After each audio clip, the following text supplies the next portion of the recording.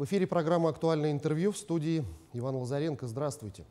О том, что пенсионерам положена компенсация расходов на проезд к месту отдыха и обратно, знают многие, но не все осведомлены об особенностях данного права. Как неработающим пенсионерам, проживающим в районах Крайнего Севера, реализовать право на получение компенсации расходов на оплату стоимости проезда, мы сегодня и поговорим. Гостья нашей студии Марина Герман, управляющая отделением социального фонда по Республике Саха-Якутия. Марина Евгеньевна, здравствуйте. Рад вас видеть. И, собственно, наверное, давайте начнем вот с такого вопроса. У какой категории пенсионеров имеется право на такой проезд? Постановлением правительства Российской Федерации установлены правила, которые определяют условия, размер и порядок предоставления компенсации и воспользоваться правом на проезд. Основными условиями получения компенсации расходов на оплату стоимости проезда пенсионеров имеют право это проживающие в районах Крайнего Севера и приравненных к ним местностей. Это должны быть пенсионеры, которые получают страховую пенсию по старости, либо страховая пенсия по инвалидности. И третье обязательное условие – это подтверждение статуса неработающего пенсионера. При этом этот статус должен быть на момент поездки, на момент нахождения на отдыхе и на момент подачи заявления. Вот это самое важное. Как часто можно таким правом на компенсацию проезда воспользоваться? Воспользоваться своим правом получения компенсации проезда пенсионеры могут один раз в 2 года. И вот этот двухгодичный период, он исчисляется в календарном порядке, начиная с 1 января года, в котором пенсионеру на основании поданного им заявления было принято решение о выплате компенсации.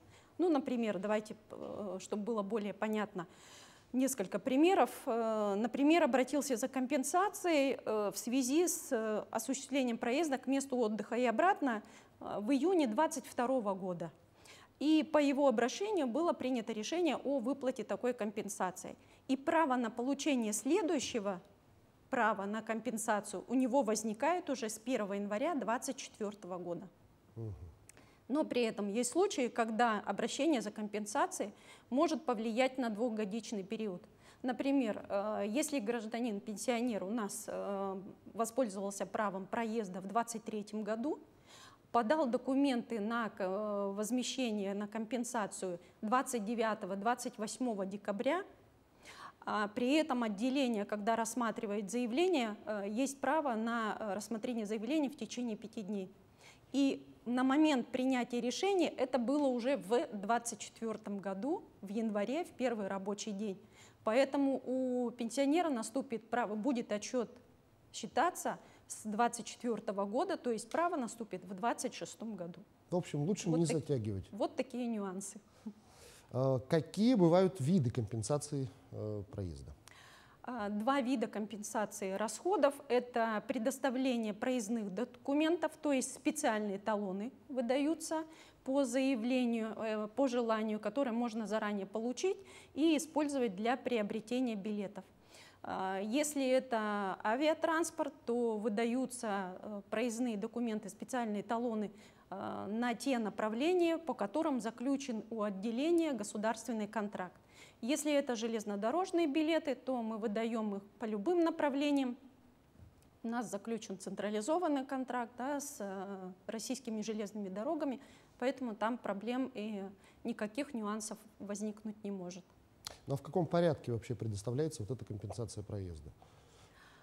Значит, для получения специальных талонов необходимо обратиться с заявлением в виде предоставления проездных талонов, которые обеспечивают проезд к месту отдыха и обратно, с указанием избранного места отдыха. Мы уже давно не требуем подтверждения, где он будет отдыхать, да, наш пенсионер, поэтому предоставлять такие документы не требуется. И решение о выдаче специальных талонов, да, на авиационный транспорт, как я уже сказала, да, выдается только по заключенным государственным контрактам. Есть, конечно, нюансы, когда, если мы будем выдавать по талонам, выбрал такой вид обеспечения пенсионер, то талоны могут и будут выдаваться только лишь там, где пенсионер получает пенсию. Обратиться он может в клиентскую службу по месту жительства, то есть там, где у него выплатное пенсионное дело, либо в МФЦ, тоже в том же месте, где он проживает и где получает пенсию. Вот такой нюанс.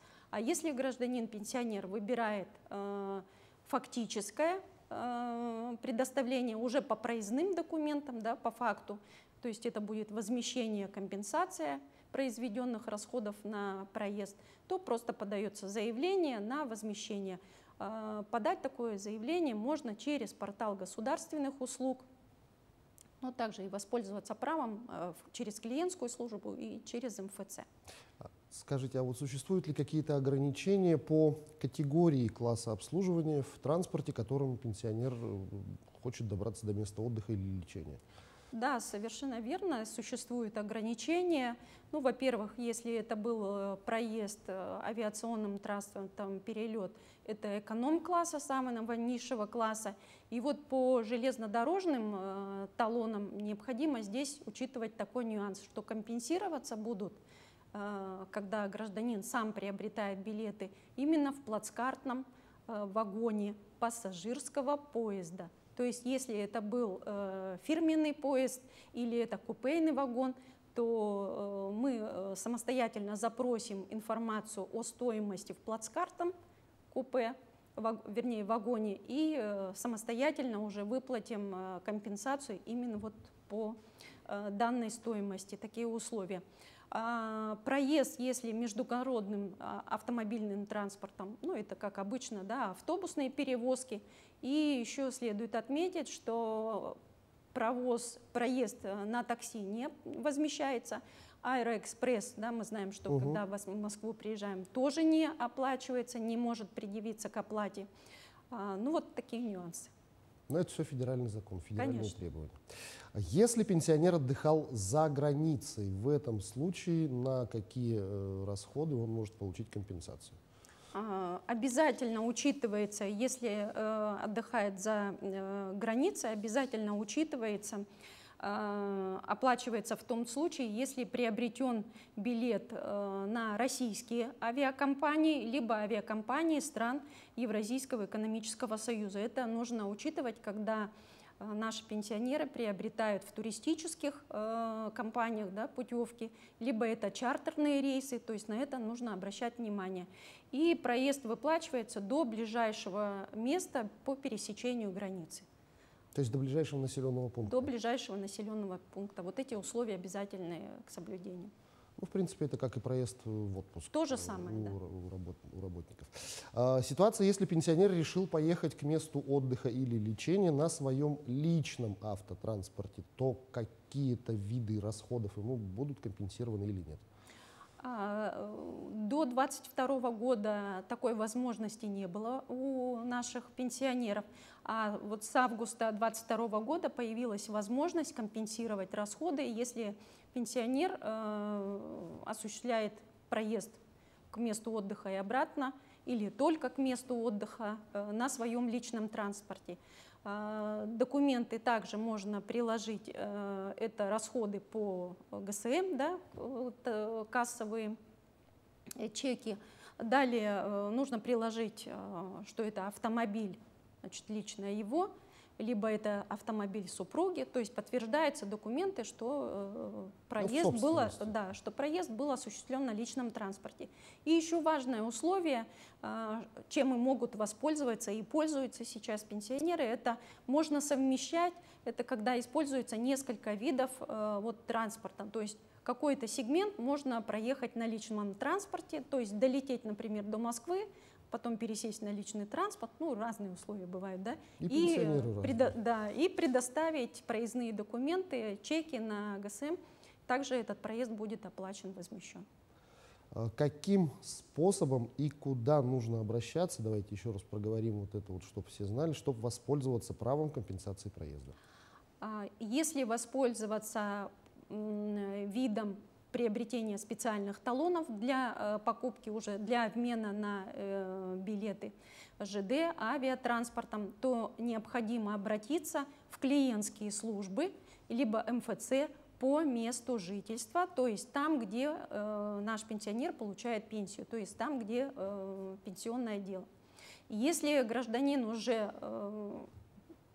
обращается по факту проезда и обращается за возмещением, он может прежде всего, это через портал государственных услуг, там есть возможность прикрепить скан-образы проездных документов, обязательно обратить внимание, что подтверждающим является по авиапроезду это маршрутная квитанция в электронном виде, железнодорожная, ну это железнодорожные билеты.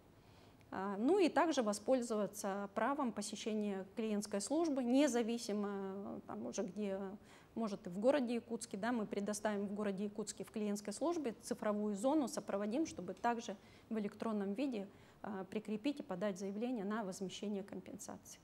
Ну вот что касается заявления, то в какие сроки оно рассматривается и, ну, может быть, куда человеку жаловаться, если оно не рассмотрелось, скажем так, в установленные законом сроки? Ранее у нас были сроки установлены 10 дней, когда рассматривалось заявление. С мая 2023 года уже рассматривается, у нас сроки сократились, потому что это государственная услуга, и в течение 5 дней рассматривается заявление.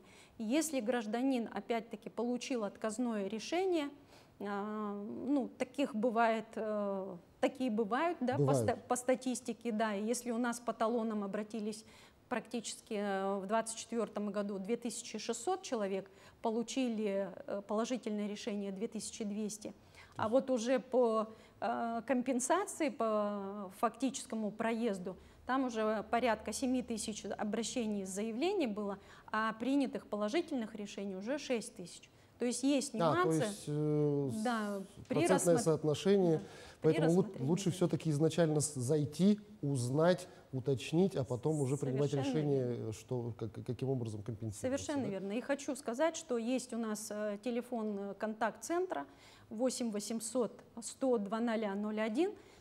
По всем вопросам специалисты готовы ответить. Ну и также клиентские службы тоже открыты. Марина Евгеньевна, огромное спасибо за полные такие развернутые ответы. Надеюсь, всем все стало понятно. Но если что, телефон вы назвали, куда и зачем обращаться. Я с вами прощаюсь. Спасибо. Это была программа «Актуальное интервью». С вами был Иван Лазаренко. И до встречи в эфире.